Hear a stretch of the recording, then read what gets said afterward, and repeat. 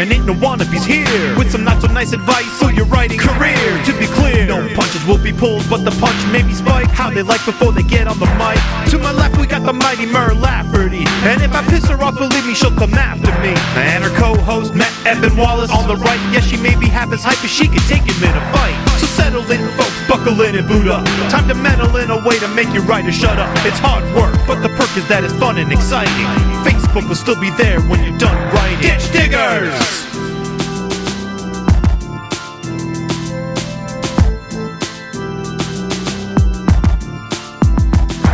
Ditch Diggers! Coming to you live from Morgan Freeman's decommissioned Disney vault, it is the Ditch Diggers with Mer Lafferty and Matt Wallace. How are you, Matt? I'm good. I just, Morgan Freeman just sitting there looping Peter Pan all day is a little disconcerting, but we're going to go with it. Hey, we all want to go back to our youth. I think he identifies with Smee. That's my guess.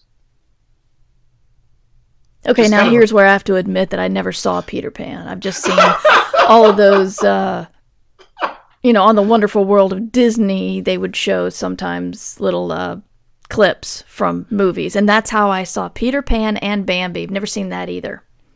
But you have to... I understand never seen the Disney version, but there have been 20 million versions of Peter Pan. Do you honestly I don't recognize the name. I'm sorry. Say Wendy. I got that. Hook. Got him. Yeah. Well, Smee was Hook's sidekick. He was his assistant. Okay. He wore the red poofball hat in the Disney movie.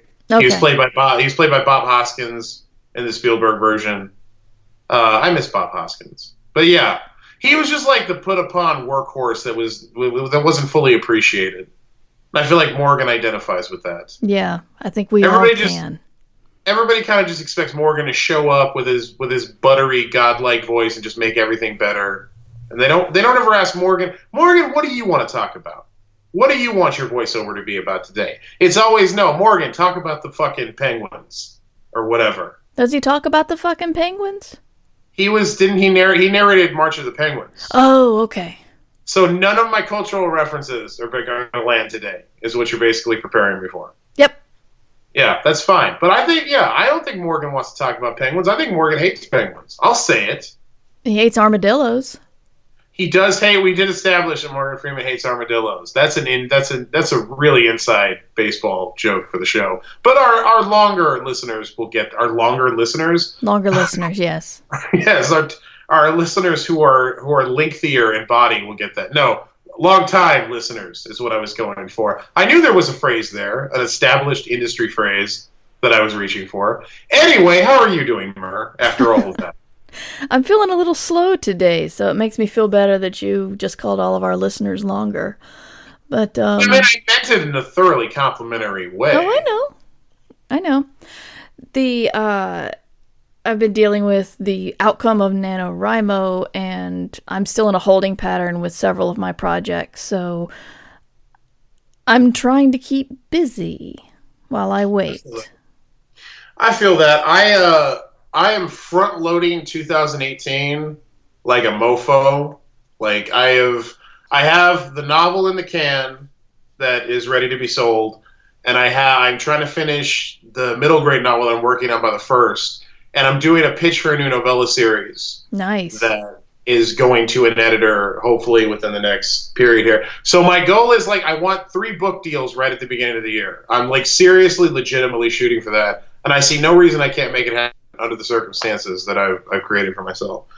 So, yeah. I'm choosing not only optimism this holiday season, but I'm choosing enthusiasm and downright vengeful fire. I'm going to need some of that. Do you have that in injectable form? Do you really want to be injecting things? Wouldn't more like a pill be better? Swallowing is much easier. Well, when it's vengeance, you don't take a pill for vengeance. You jab it into your vein and you push the plunger, man. Because it's not grandiose enough to swallow a vengeance pill. It's not a grand enough gesture. You go all shit, what is it?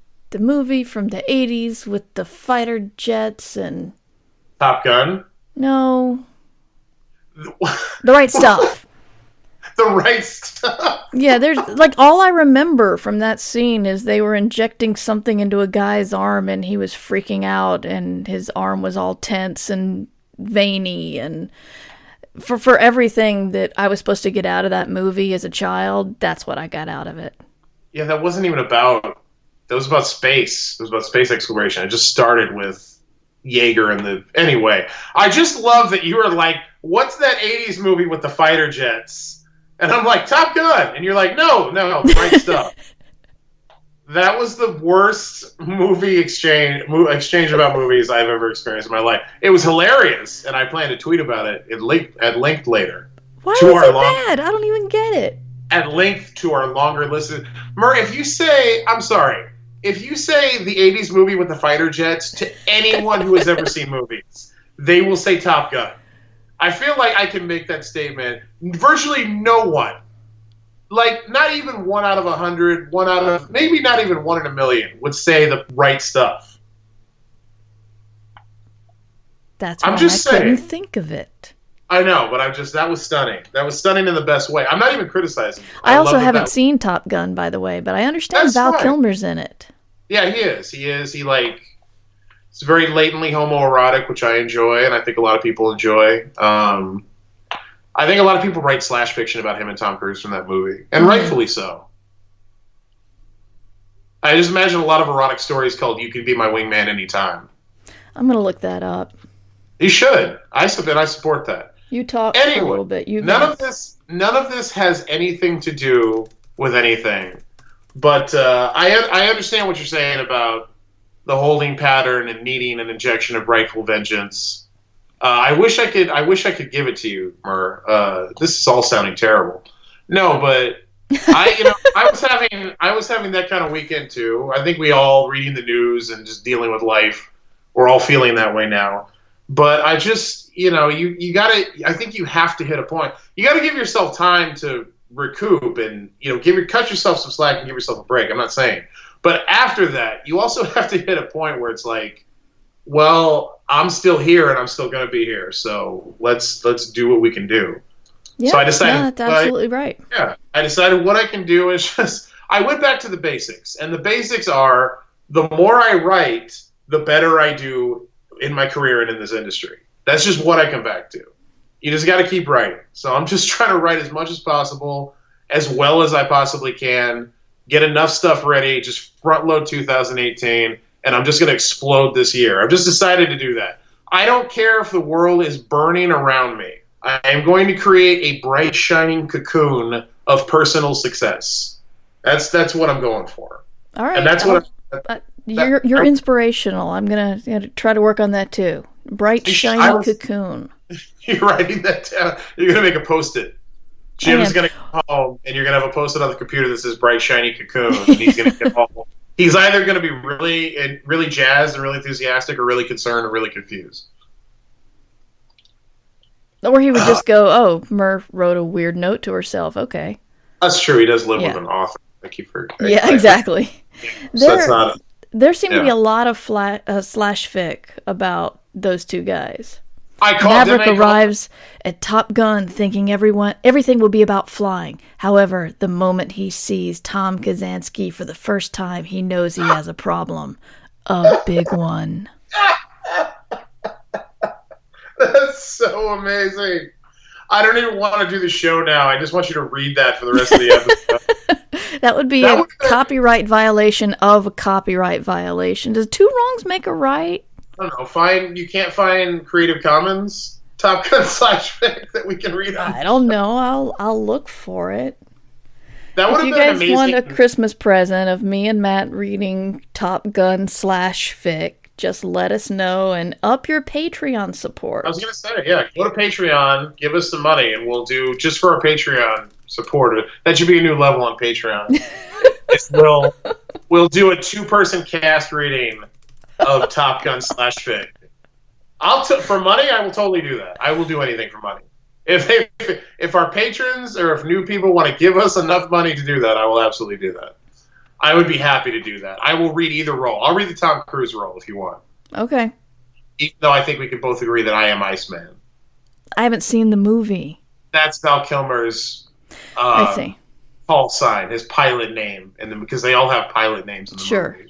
Yeah, but You know I what's will great? never be Tom Cruise. I am Beyonce always. You are, but Beyonce isn't it? Well, I guess it's fiction, so That's we can right. put Beyonce in Top Gun. I'm not trying to be cultural appropriative here. I'm quoting The Office. No, I understand. I know understand. you understand, but Oh, yeah, remember, you're we're telling talking us. to more people than just the two of us. Even though you were quoting The Office, I still feel like we should put Beyonce in our Top Gun fiction. Okay. I think she should be in there, flying a fighter jet. I think people would get behind that. Owning everybody in volleyball. Well, I think we got something here. I do too. I really do. I'm telling you, this is going to be a Patreon thing. So go to patreon.com/MightyMur and become a patron of the podcasting things we do, because we're going to make this happen, and it's going to be amazing. It's going to be a holiday miracle, is what it's going to You be. do realize that to add Beyonce, we would have to create our own Top Gun /fic. Are you suggesting taking one of these and putting Beyonce in it? I don't know. I mean, it could be I'll freestyle Top Gun Beyonce /fic for money. I don't have a problem with that. Ooh, I But, don't know if I could do that. Improv's not my strongest suit. You just got to believe, Mar. You just I got just to believe. gotta believe. Well, that should be a whole. Here's the thing. There should be a level where we just read Creative Commons Top Gun /fic from the internet. Then there should be a level where we will create new Top Gun /fic with Beyonce in it. Okay. That's how I think we should structure this whole thing that we've just come up with. Okay. We got Maverick, still depressed over Goose's death. Thanks for the spoiler, by the way. Is thrown a lifeline and spends a week with the boys, hoping they can cheer him up. Thanks for the. Well, now I don't need to see it. Goose dies. God, he does, and it's sad. And then Meg Ryan is sad because she's in that movie as his wife, inexplicably. Yeah, no, I don't even know what to say now. I'm so lost. So I think do we were a doing a I just podcast wanna about the business of writing. Yeah, I want to do I was going to say, I want to do like a meta recap. We do a podcast about the business of writing. And for the last 15 to 20 minutes, we've been talking about Top Gun /fiction. This is helping no one make a living. Literally no one. I've been kind of down for a couple of days. This is cheering me up. I'm really glad, dude. I'm really glad. We should have talked sooner. It's no, it's fine. It's all good. I think people need this right now. I think not only you. I think there are a lot of people who are feeling the same way you are and probably need this. The world needs our Top Gun /fiction. It does. It does. We will. My cocoon will be made up of Top Gun /fic, including You're right. Beyonce. So you're gonna have to add another post-it below that one. It's bright, shiny cocoon of Top Gun /fiction. Yes. Guest starring Beyonce. Yes. It's gonna be like 3 post-its long. That will confuse Jim, even for you, and for living with an author. Your family is gonna come home and be confused by that series of post-its. Probably. But in I'm the gonna best write that way, down. and then you get to explain it to them, which will be even. I wish you could record that. I want you to record you explaining what the hell that means to your family, because I think that would be equally as fun. And then we can put that on Patreon too. Everything's going on Patreon, folks. That's what I'm saying. If you're not a patron of the show, you're missing out. All right, I'm making my post-its right now. Make your post-its and put them up, and take a picture, and we'll tweet it and put it on the Ditch Diggers website. Yep. We'll add it to the meme section. That's the new meme. And if you would like to submit your wild bananas post-it notes to us, we can make that a thing too. I'm just opening it up. Let's just make funny, dumb things for no reason. Let's not make any money this holiday season. No freelancer makes money during the holidays anyway. There are no jobs. No one's hiring us. Let's just have fun. Let's just give up. Not give up, but you know what. Wait a minute. I'm sorry. I'm sitting here making post-its, and you went from somewhere fun to somewhere really depressing fast. No, I was trying to turn a frown upside down. I was acknowledging that the holiday season is very difficult as a freelance creator. Yeah. So we should try to make the most of it and, just make cool stuff and have fun.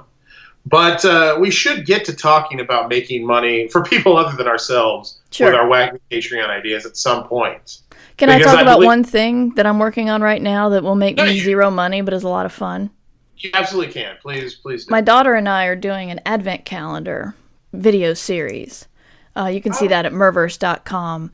And my friend Grant Bachoco did the original advent calendar, and he's still doing it. He's done it for like 12 years now. Is he still doing that? Yeah, he's still doing it. And he manages to do like something cute and original every day, but for some reason I don't think that way. I have to have a narrative or something. Right. So my narrative is Fiona is a home shopping network hostess, and she has to sell whatever's in the advent calendar. But the apocalypse is also happening outside, so she has to sell you what's in the advent calendar and give advice on how to use it against whatever's going on in the world right now. So far, this is day 4. We haven't recorded yet today, but so far we've had Rains of Frogs. What was the second? I don't know. I wasn't there. Anyway, Rains of Frogs sounds awesome. And yesterday was Rudolph and his stop motion friends crawling out of the television a la The Ring. Nice. I had forgotten all about the Advent thing. That's awesome.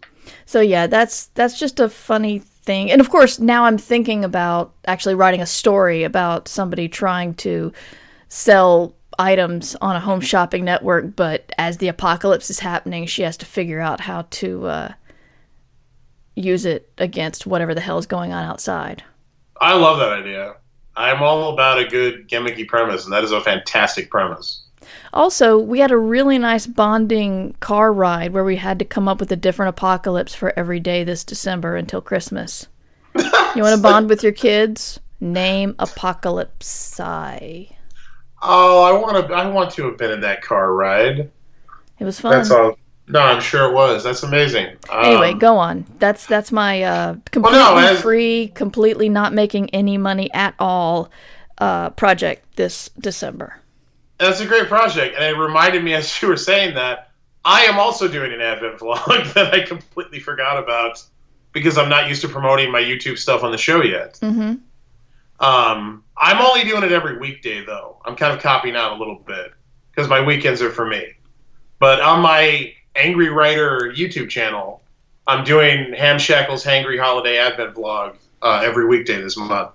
And every day I'm dedicating it to a viewer, and I'm talking about whatever they want me to talk about for the vlog in that episode. Can I put in for Top Gun /Fic starring Beyonce? You can. First of all, I thought we were saving that for Patreon to try to make some money. All right, fine. Holidays freelancers. For another, actually, it's just the first thing. I think. Okay, fair enough. But anyway, right. Cheap. Mine is not. That was just a cheap plug for my YouTube channel. Yours was actually a heartfelt mother-daughter bonding cool thing. But yeah. I just wanted to mention that. But yes, we were originally, when we began this bananas journey that we now find ourselves on in this recording, we were originally going to talk about knowing your value as a writer. And that is a very all-encompassing kind of topic, but the reason we arrived at that is there are several things that we wanted to bring up in this episode of the show that all kind of tie into that. And when we say value, like your emotional value is fantastic, but we're also really talking about your monetary value as a writer. Mm-hmm. I don't think that's unfair to say. What got me going on it was this whole thing with LA Weekly, which, Murray, you were not familiar with until I mentioned it because you had been buried under all the other horrible news. I'm also taking a small break from social media, so I'm not on Twitter 24/7, and I realized that's where I got a lot of my news, or at least a lot of my publishing news. It's where a lot of us get used to getting our news, and to some extent, I don't think it's a bad thing. But we'll get into that in a second. That also ties into this. But yeah, so if you were like Murr and you were taking a much needed respite from social media and you have not seen this, basically LA Weekly fired all of its writers and editors and then sold off the paper. It's an LA Weekly, if you're not familiar to begin with, it's a weekly kind of alternative free newspaper that's been around for like I think since the late 70s, and really covered community news and things that mainstream press didn't often cover in the LA area. And it was important to a lot of people, and a lot of writers and editors and journalists worked very hard on this paper. I know a few of them like tenuously. And so yeah, they all got fired, and then they sold off the paper to this LLC of different people, like lawyers, and there's like a pharmacology guy and a bunch of people like from Orange County, basically. And everybody was wondering, first of all, who the hell owns LA Weekly now, and what's the future of it? That was like the big question. But I started seeing a lot of the journalists who got fired on Twitter talking about, I just received my last paycheck, and LA Weekly is dead, and it's a very sad thing. So that was bad enough in and of itself, that they shit canned all the writers when they tried to unionize and get more money. The other thing that happened is this just happened, and this was where I really wanted to talk about, is it seems that the new LA Weekly's goal is to not hire new writers. They just want to go like the Huffington Post model and just get people to give them content for free that they can fill the paper with. Like, that's a real thing. That's just awesome. It is. It's amazing. They have this whole slick advertising campaign. You can go look at the ads online where it's calling to Angelinos to share your stories with us and be contributors. And we're not going to, they're not going to pay them or anything, but just send us your stories, send us all your stuff, and then we will own it and we will put it in our paper and not hire real journalists. And it's like one of those things that pisses me off so much, I don't even know where to start with describing all the ways it pisses me off, It's like a pissed off vortex that I find myself in, and all these horrible things that piss me off are just swirling around me, and I can't even grab hold of one because it's so kinetic and fiery and inflames my entire being. Yeah. Yeah. So like the first thing I want to say is, don't read LA Weekly anymore because it's dead. That's what all the journalists who worked so hard to make it what it was. That was basically their message on Twitter, and I've been retweeting a lot of them. You can go check it out if you want, in their words. But it's just like, basically, they've taken this thing we love that was important to a lot of people, and they're gutting it and turning it into, a clearinghouse for amateur content that they're not even paying for. So please stop reading LA Weekly. And then the other flashpoint is, please go hire the journalists that were fired from LA Weekly because they need jobs. That would be a good thing to do. Those would be my two flashpoints for the whole thing. But yeah, it's such an awful thing, but it's so indicative and even common for the climate now. That's really the problem. If it was this aberrant thing, if it was this one thing that had gone horribly wrong and was bought by callous people who were doing a callous thing, I could almost live with it. But it's such an overwhelming, it's like that is more the tone for the industry than almost hiring professional writers and paying them fair wages. Especially when you look at internet markets. That's the other thing that trips me out about it. This is like porting that horrible internet model of, we're not going to pay anybody. We're just going to, collect content and aggregate it. It's porting that into physical media now, which is just, it's like a fucking virus. Yeah. And it's just really hard for me to get my head around. But yeah, so you say things for a minute, Mara. I need a moment to recover and drink some water. Yeah. After all that. Well, going back to the whole value thing, it is the concept of art is easy and therefore should be free. It is how you devalue the people who create. They're on the bottom of the chain. I was writing for a RPG one time, and the check was late, and the check was late, and the check continued to be late, and I finally said, hey, I need that check. And the guy's like, well, we haven't made a profit. We haven't made any money on the book yet. And I'm like, that's not my fucking problem. It's like, did you pay the printer? Did you pay the layout people?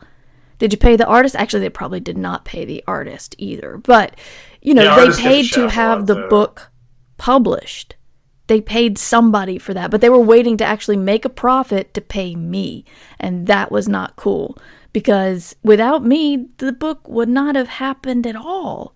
Yeah, and it's yet, just a bunch of blank pages. The art is often considered the least important part of it from the people who actually fund this. And I'm amazed at the hubris-laden ego that can say, hey, let's save money by making other people starve. And Hubris laden ego was a really good phrase, by the way. I just want to let you know that. Very proud of you. And I think the whole pro-corporation thing is in America is just fueling that right now. But, you know, we have to eat. And eventually those writers are going to get other jobs. They're not going to write anymore. Or if they do, they're not going to write for you. And if you are somebody who thinks that this opens an opportunity for you, one, don't. And two, if you're still considering it, fuck you. Yeah, that's really shitty. I want to go back. I want to go back to the whole argument for exposure, because I know there might be somebody who just started listening who may not have already heard our rants to get this.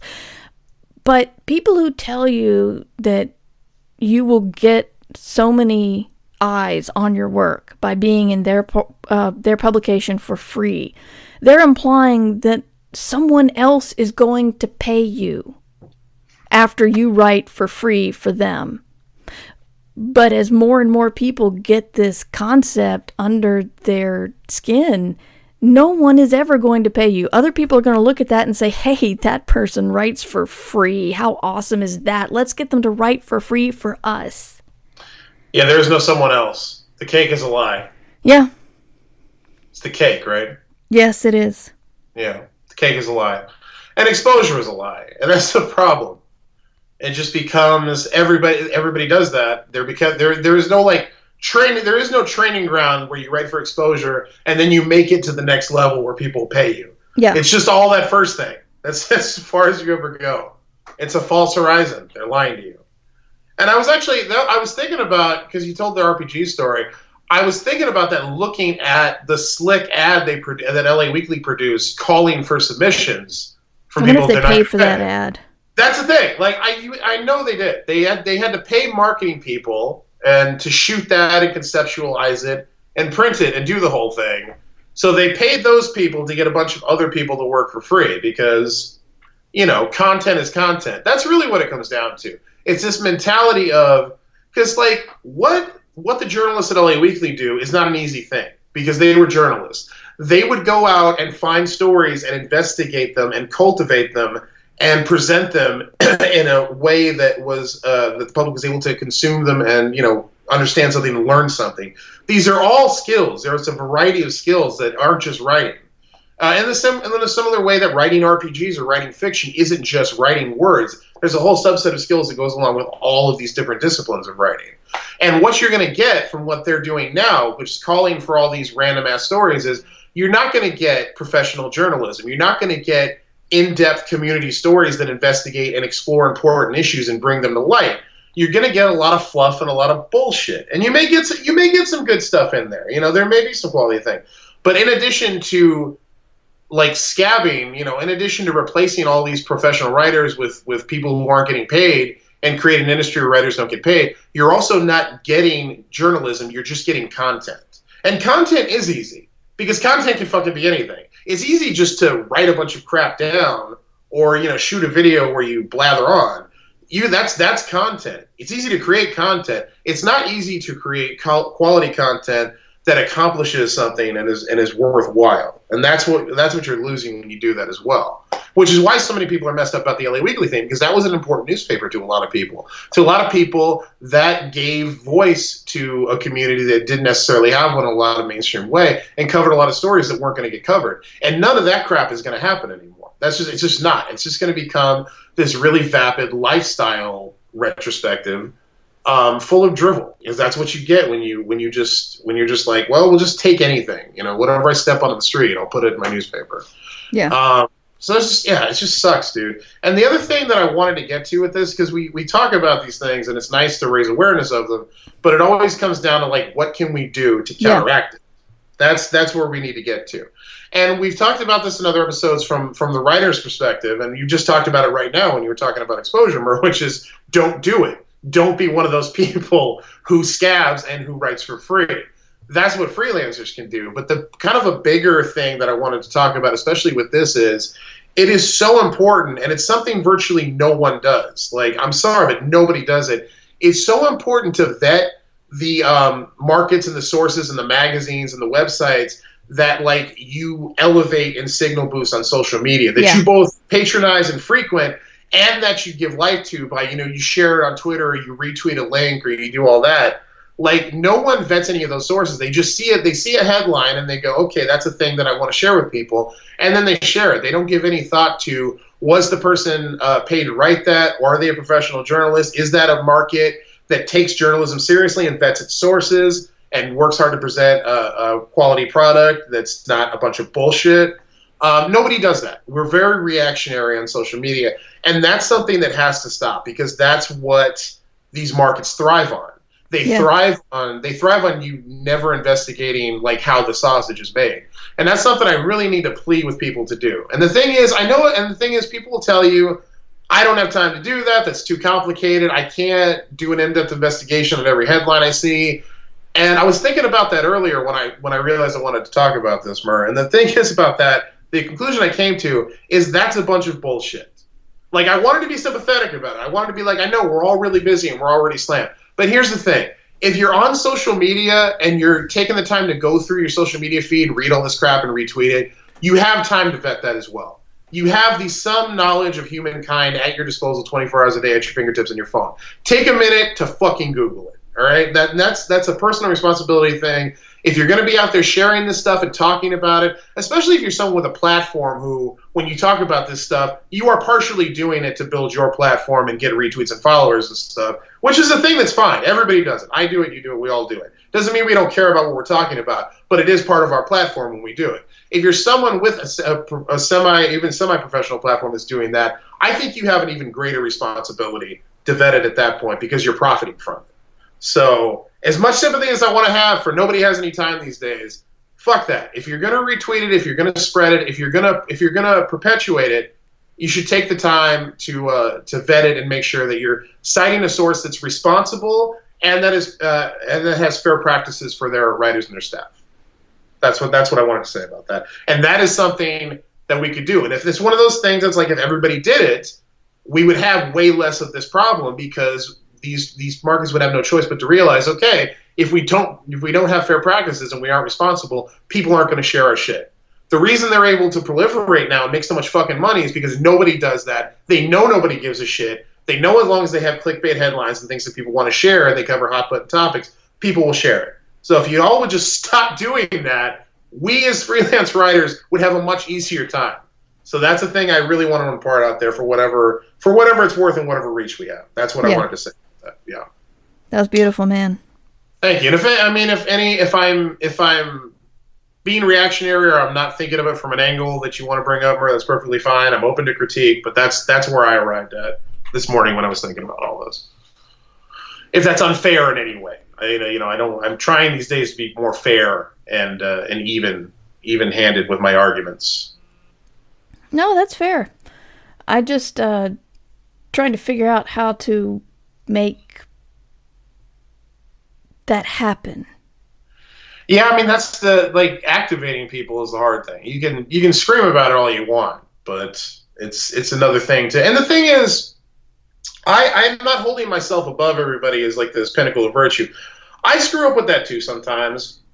Yeah, I've done it. Yeah, I retweet shit and share shit without thinking about it when I get upset or I get busy. I've done it too.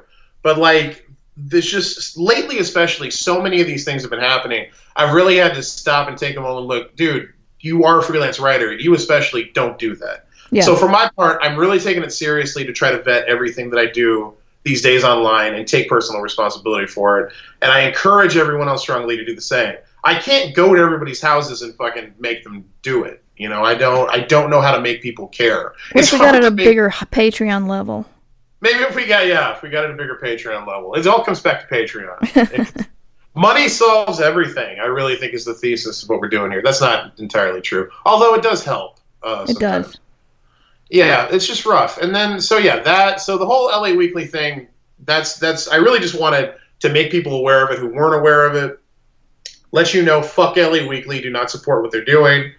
And a larger scope, please vet these kind of markets before you help them proliferate and exploit writers. And beyond that, like, Murph, if you have any other ideas to offer, I'm open to exploring them.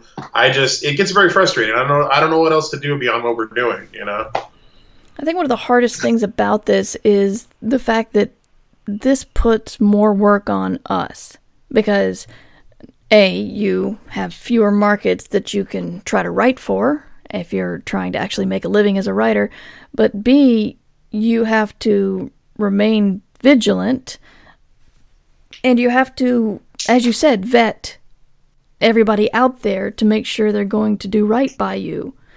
And that's hard. It takes more time and more effort, and that means that this job just got a little bit harder, and that fucking sucks. But yeah, it's the truth. It's just, and you were talking, and one of the you hit a very important point before that. I meant to, but then I got ranty and I forgot about it. But you were talking about how these kind of things will drive writers because they need to eat and they need to support themselves. It will drive them out of journalism to get other jobs if they can't find new staff jobs. And I think there's a lot to be said for that too, because even these days, man, I go through periods about this. Like, my wife has had to talk me down off the roof a few times because I'm just like, you know what, fuck all this. Let me just go get an advertising job and call it a day. Yeah. Like, I have those intense moments where I'm like, this shit is not worth it. It's too much work for too little return. Let me just go find, or at least let me be the guy who markets LA Weekly to people to exploit them as free writers. Let me be that guy, because they're making money. The writers aren't making any money, but the fucking marketing people are. Let me just go do that.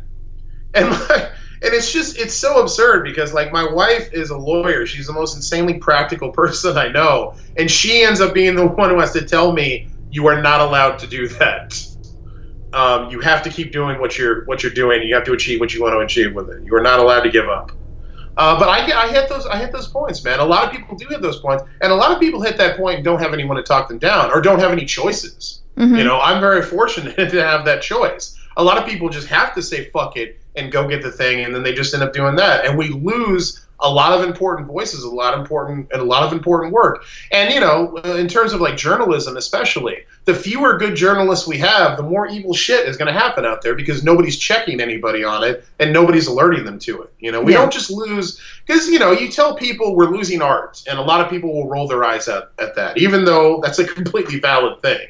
And even if they don't realize that art impacts their life significantly every fucking day.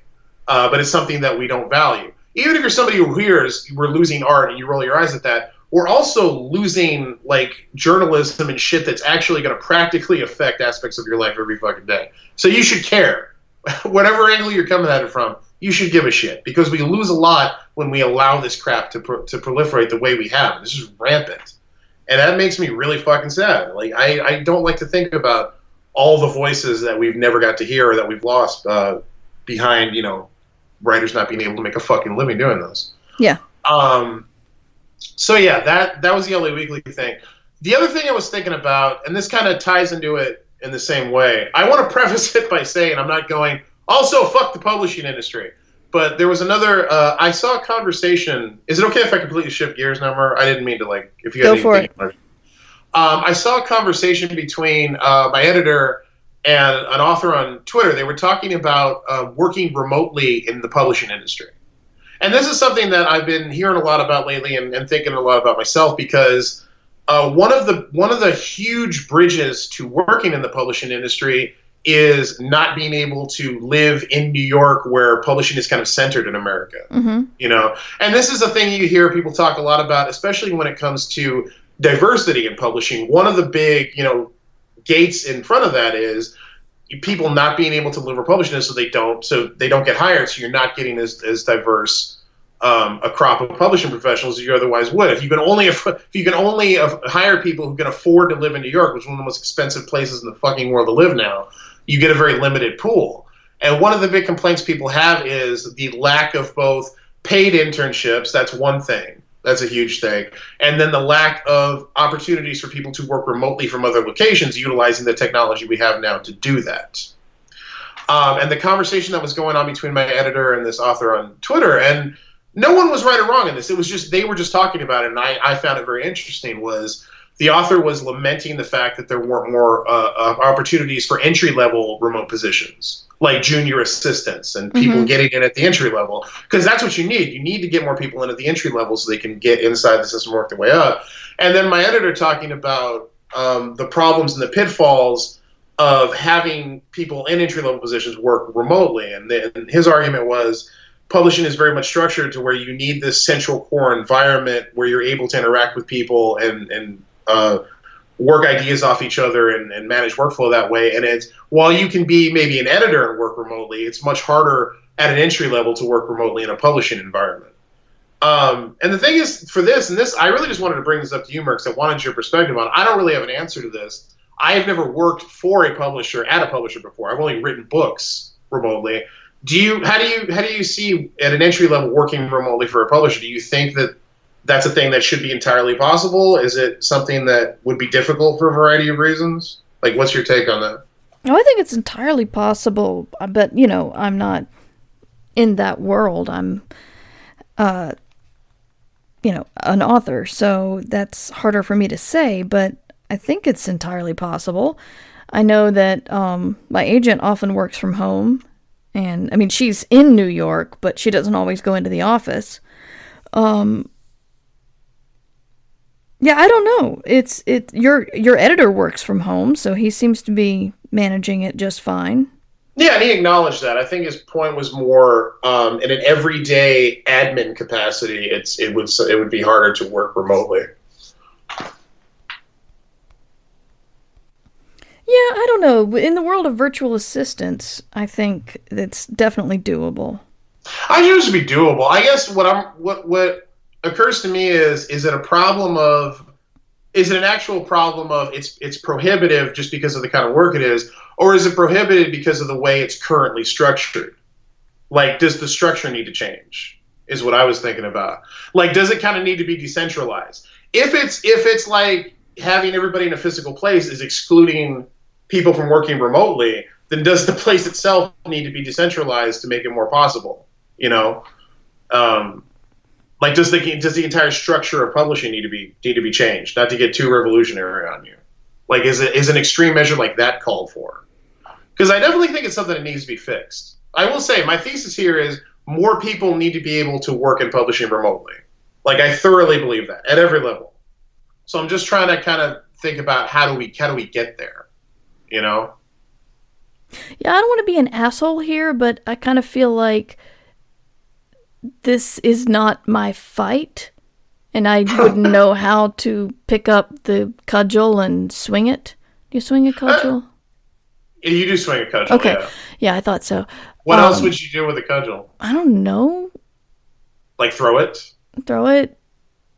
Yeah, but if you threw your cudgel, then you wouldn't have a cudgel anymore. That's true. You have some fucking wisdom there, man. I know.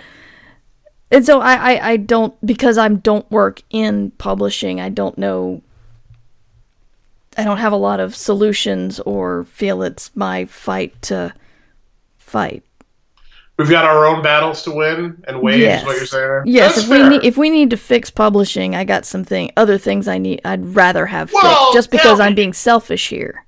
No, from an author perspective, I could go on all fucking day about that. This was something that occurred to me in the wake of the LA Weekly thing, and I started thinking about it all as one thing, which was barriers to industries and ways that publishing and people who work in these industries aren't getting access to the money. It just all got me thinking about that. I obviously have my complaints about an author. I do think one thing that would trickle, not to use the term trickle down or anything, but like one of the things that would have a positive effect on authors is opening up the publishing industry to a more diverse demographic of professionals at every level working in it. I think that would benefit everybody. Oh yeah. Yeah. So that's something that this does impact. So I don't know. I think that's something that needs to be kind of addressed and something that needs to be thought about. We're obviously not the ones to solve it. We do. And Murray, you have a perfectly legitimate point. On this podcast, we work from the perspective of the freelancers and the freelance writers and creators out there. we're not on the other side of the wall. But that shit does affect us in an ancillary way. So it does. I'd be all for a remote working thing. I'm not saying I'm not against it. I'm saying I'm just not sure it's my battle to fight. Wouldn't know how to fight it. You wouldn't know how to come up with the war machine. Yeah. I don't even know whether I'm swinging or throwing a cudgel, man. You're apparently not. But as we've established, you're swinging a cudgel. I want to make that very clear to everybody. Because, this may come up. You may find yourself in a life or death situation involving a cudgel. And you'll think back to this episode and be like, oh, Christ, what did they say? Do I throw it or do I swing it? Yeah. Swing the cudgel, folks. Hashtag swing the cudgel. That's right.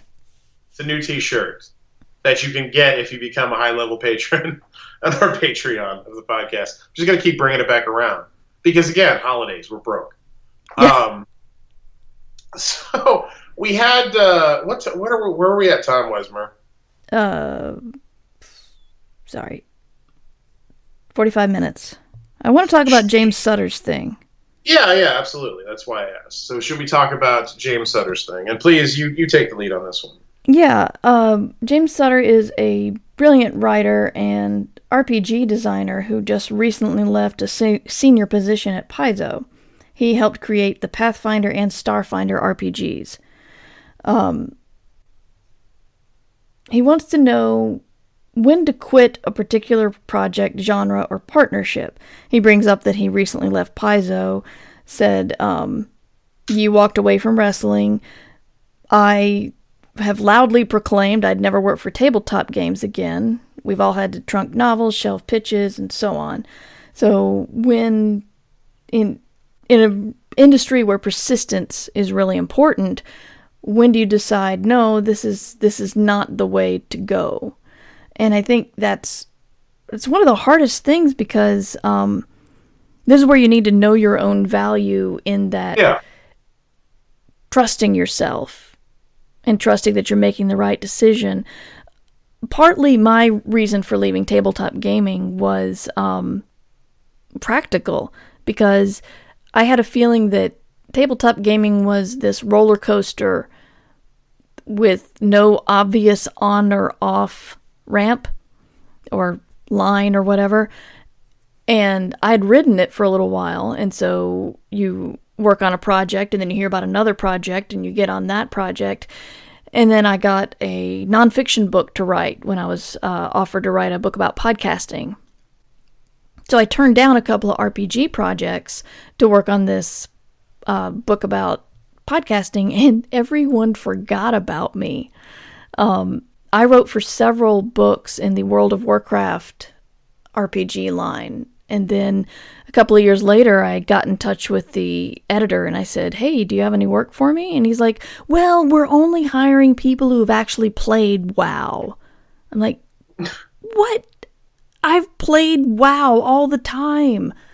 I've written for several of your books. Are you insane? And it was very hard for me to find a way back on that roller coaster. And as I started getting other kinds of work, I realized that world treats writers like shit.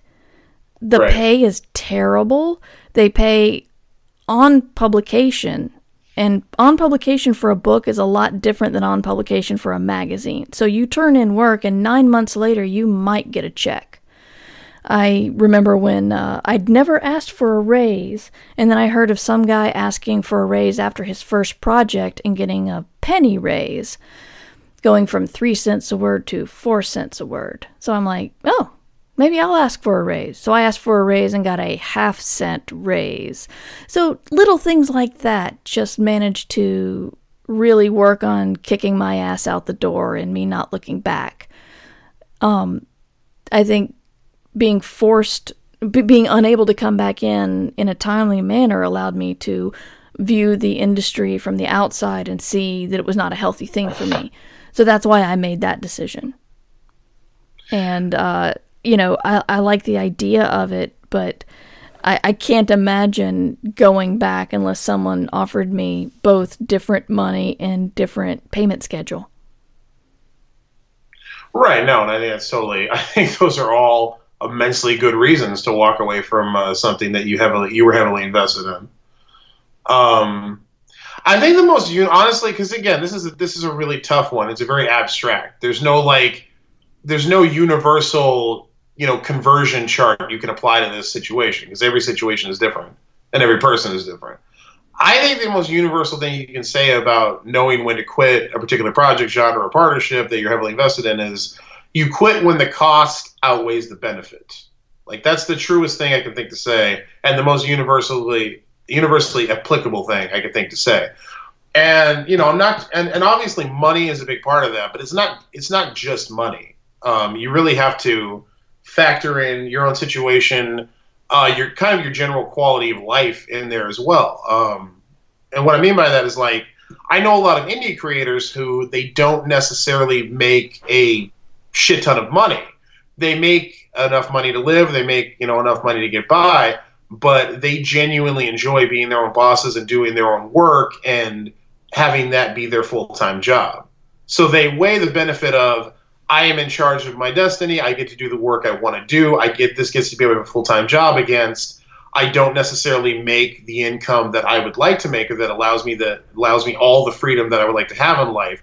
But I kind of weigh those things against each other. And I think that's a fair argument to make. If that's something nobody can dictate to you. You have to decide whether you're happy in the situation that you're in.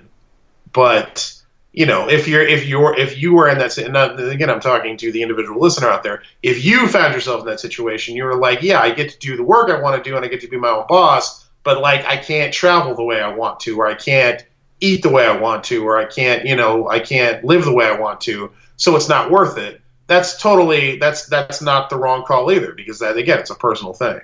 So I really think it's all about cost versus benefit. You have to look at the situation and go, no matter how much time I put into this, no matter how much I've invested in this, where I'm at right now, is the cost outweighing the benefit to me?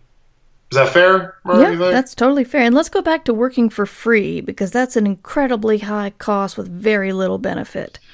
Here's the thing. I got a hard line on this one, and I know there's always an exception. There's always somebody who can make a counter argument, but I'm sorry, there's just no circumstance under which working for free is beneficial to you as a writer or creator. I just don't see it. It's just not there for me, and it's so detrimental. The thing is, talking about cost versus benefit. That's something that costs everyone else around you so much, as well as yourself, that it just completely outweighs, I think, any kind of benefit you can summon or rationalize from it. But that's my perspective. But Murray, you go ahead. I'm sorry, you're the one who brought it up. You please.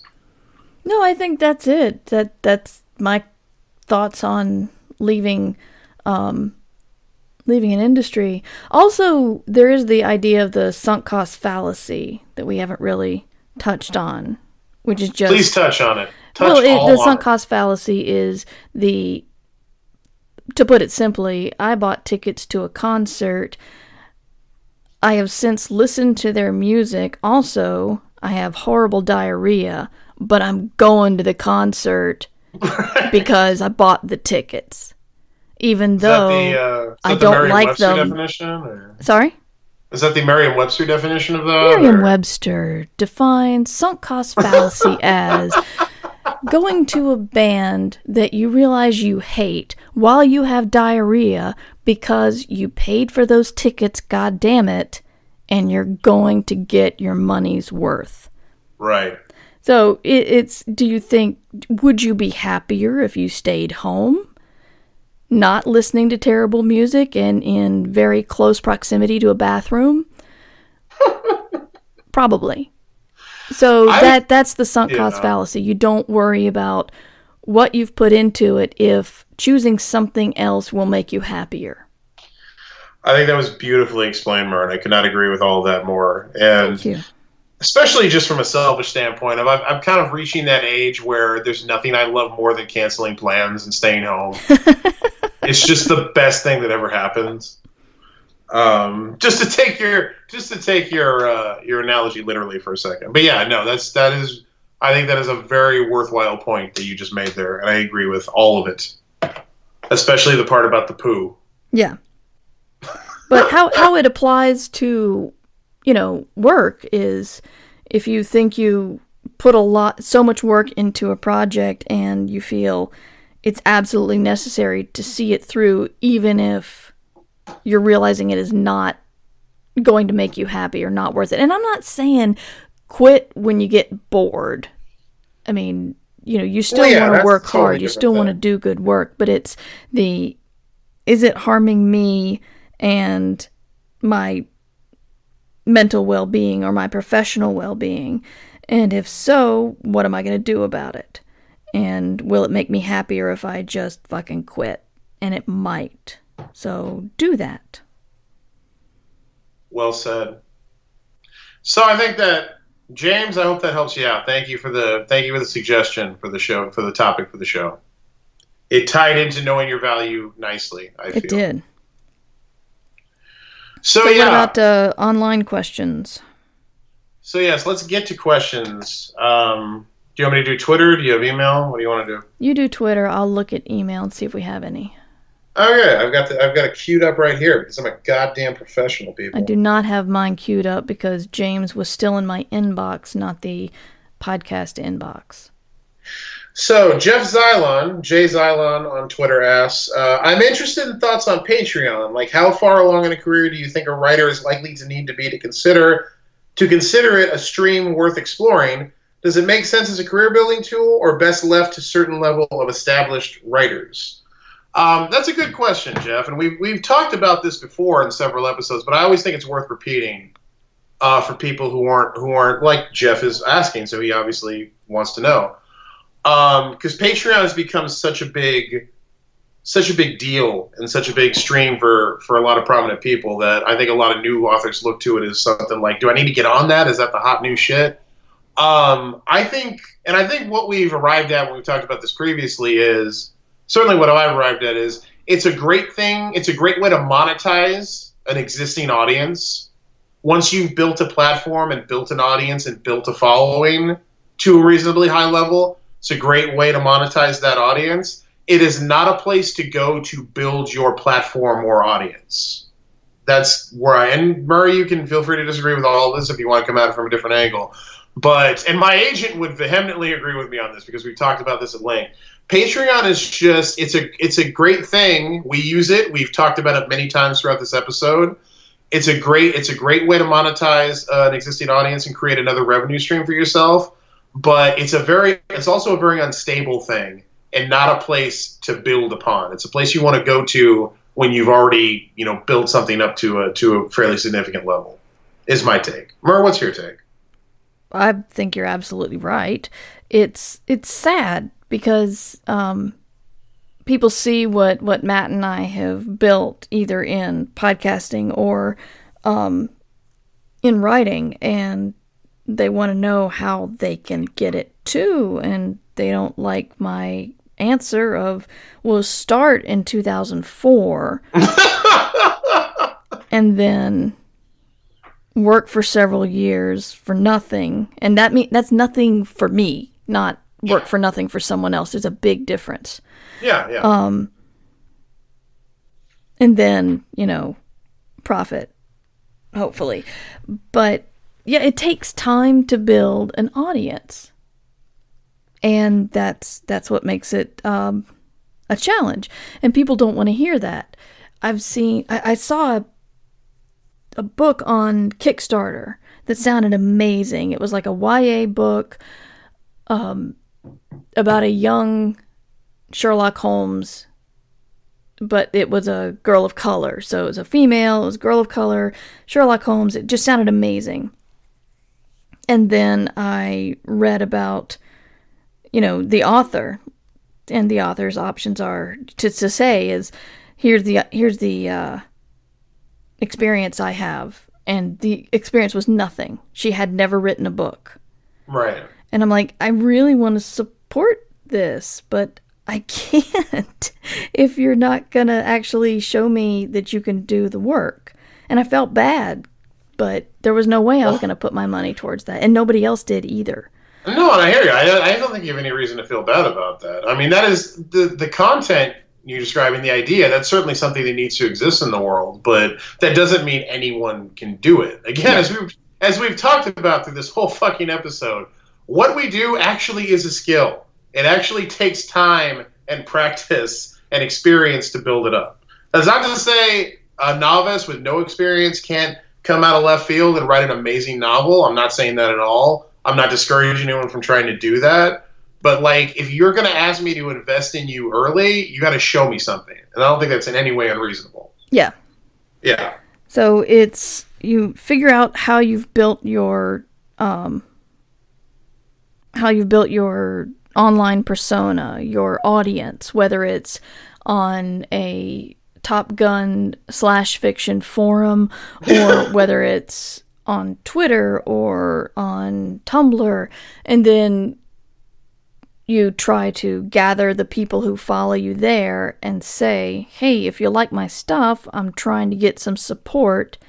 Here's my Patreon. And if 1% follows you, good job. The percentage of people who consume versus the percentage that support is very different.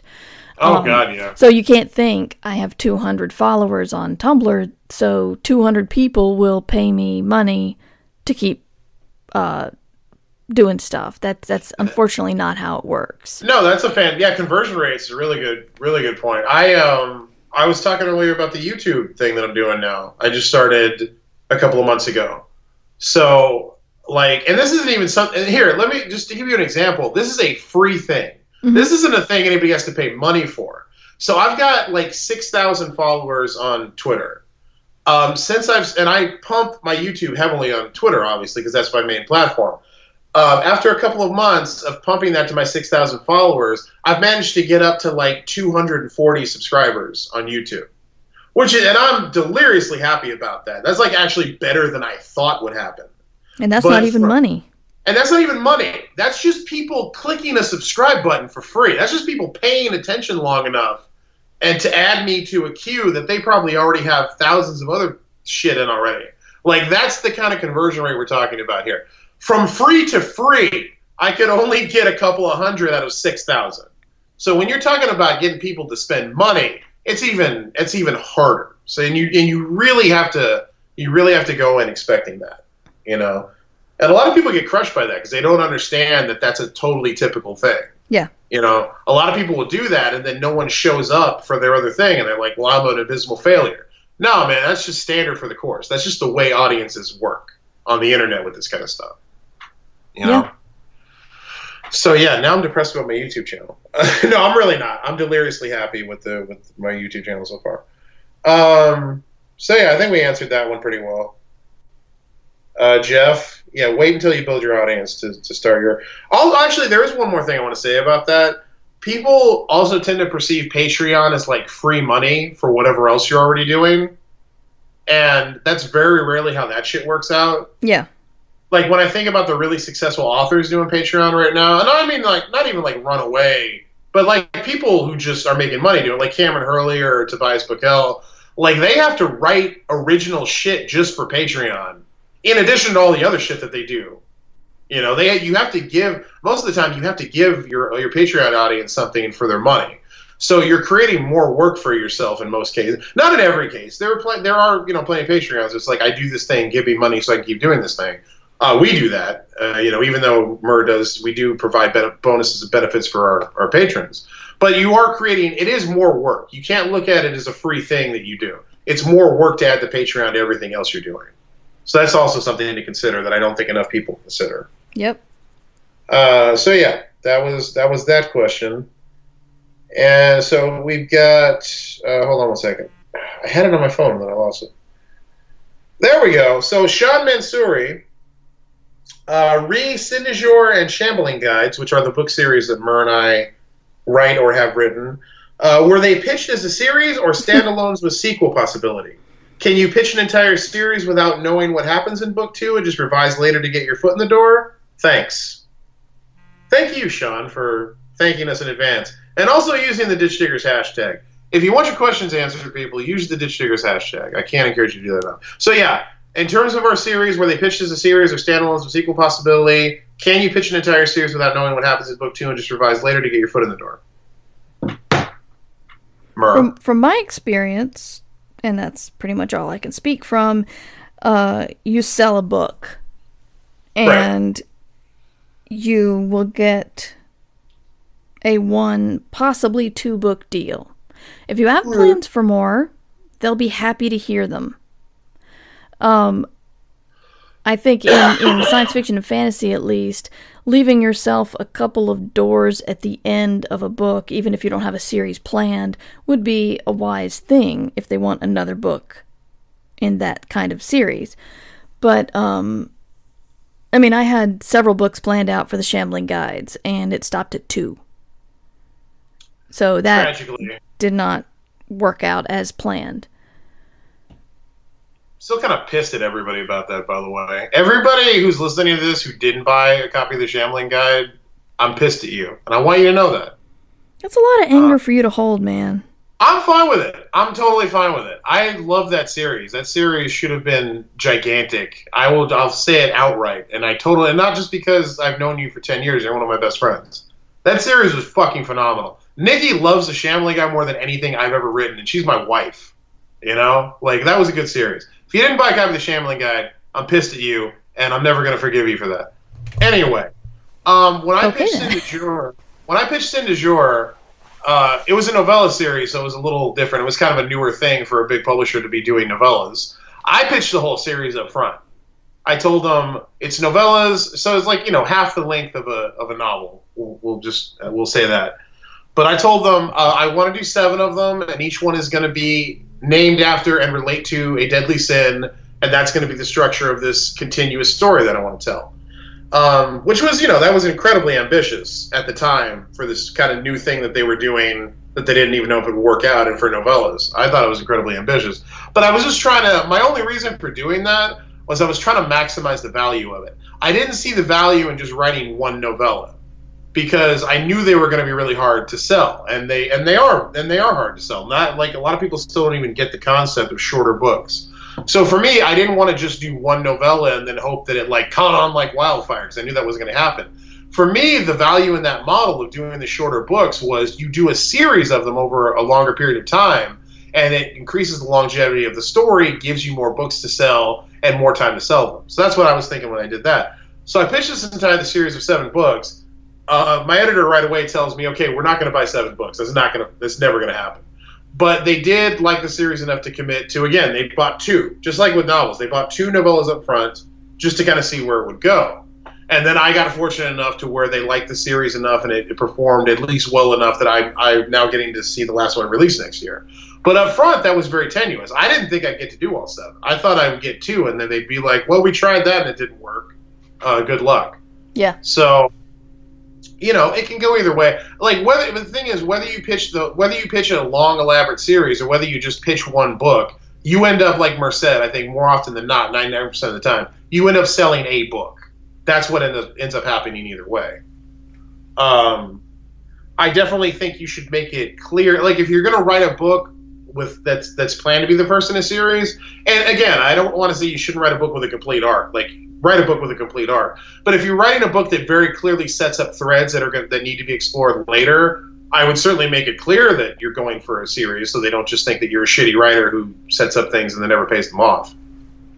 Is the only other thing I would add to that.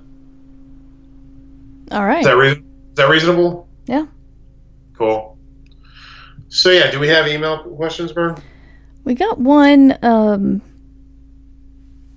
Let's see. Gregory writes, I'm self-publishing my work, and I was going to either register myself as a company or create one. Regardless of how the company is set up, should I license my work to my own company or have the work be the property of the company? Jesus. I'm not sure that's how it works. Yeah, no, not really at all, honestly. And I would write something first before you worry about all that other shit, dude. Yeah. But you do you own the copyright, and whether you have a company or not, you should still own the copyright. I mean, Orbit doesn't own the copyright to my books. They bought a license to publish it, but not, they don't own it. You license to other people. You don't license to yourself. That's just, and I mean, I'm not a fucking accountant, but like, yes, we're not accountants. I've been we are not accountants, but I've been in several businesses where it was not uncommon for everyone to be their own LLC. Because professional wrestling works in a very similar way. When you're at a certain level, and again, you need to be at a certain level of income for any of this stuff to make sense to do. Too, I will say that unequivocally. I'm not going to say what that is because it does vary. But if you're just starting out as a writer, like, don't worry about incorporating. Like, just write something. I feel like that's a fair statement. Yeah, I haven't self-published anything in a while, but I do have several novellas up on Amazon. And while I get money every month, it is not money that it would make any sense for me to incorporate myself as a writing company. It just would not make sense. It would be a loss, a huge loss. Yeah, you would take a huge loss on all the fees and everything that you end up paying on that shit. So make sure you're making enough money to justify incorporating to begin with. Like, that's rule one. The other thing is, you're not licensing shit to yourself. You're licensing out to other people. Whatever your product is, that's how that works. Because then you're getting into like a weird Inception thing, whereas I don't even know. So no, that's not how that works. And I feel confident in stating that. But again, I would worry about writing something before I worried about incorporating as a brand. You're kind of buying the corporate jet before you're selling a product. I would love to have my own jet. Yes, I would like a jet too. I'm reading emails. No, I just love how you're kind of like, is he serious? He's ending on that? No, sincerely. I actually legitimately, that's one of my secret dreams, is to have my own jet. And in a way, that's almost how I view success. Like, I won't genuinely feel like I'm successful until I have my own jet, which is a ridiculous standard to hold yourself to. That's pretty ridiculous. It is, and I recognize that, but that's there, and I have to acknowledge it. And part of me views success as having your own jet. And that's the thing that I have to deal with and like process in a healthy way. Also, I just would love, because I'm a huge guy, and I hate airports and airplanes. Yeah. The idea of not having to deal with an airport and not having to be on a commercial flight, that is like my idea of utopia as well. So all these things tie together. Nobody asked about this, by the way. I'm just sharing this with everyone. Okay. But do we have any more questions, Mur? Can we declare this episode episoded? I think we have episoded quite well. We said also, is this not our 50th episode, Mur? No, this is our 49th. Is it our 50th? God damn it, we were going to do something special. That's okay. I'm actually okay with that. I feel like this has been a good episode. Well, sure, we always do good episodes, dude. Well, I'm just saying, I hoped that 50. We've been doing this a while. It still feels new just because we've been in this goddamn podcasting game for so long. Only doing something for a couple of years is still totally new. Dude, that was like one rhyme away from being a rap song. It was so good when you got into that. Like, so long we've been in this podcasting game. You were getting down. You were getting crunk just then. That was great. I'm actually like, here's the thing. If and when we get to 100, like, I definitely think we should blow it out. But this is just, I feel good about this milestone as kind of a journeyman working milestone. Journey person, excuse me. It's kind of just a working milestone. Like, it's cool that we've reached 50. And I like this episode. I like what we've done here. I think it's a perfectly respectable 50th episode. Celebrate the sameness of the podcast, Mur. We've done what we just did 50 times, and I'm happy about that. All right. Yes, it is our 50th. There it is. The 49th was on November 13th. Yeah, so this is our 50th episode. Congratulations, Mur. Congratulations, Matt. We do good work. We do good work, and I promise you, we're going to blow it out for our 100th. We'll have a couple Hugo Awards by then. It'll be a good time. Party. It's going to be good. We're also still going to do our end of the year episode. We're gonna do some good shit for that. I'm determined. Don't worry about it. We're gonna end the year strong. I promise. Yeah, looking forward to that. So I'll be talking to Matt in a couple of weeks, unless we do one at the very end of the year. But we'll talk about that offline because you guys don't want to hear that. Yeah, that's how the sausage is made. But I've used that expression a few times. No, I just said I've used that expression a few times. I need to stop. Okay.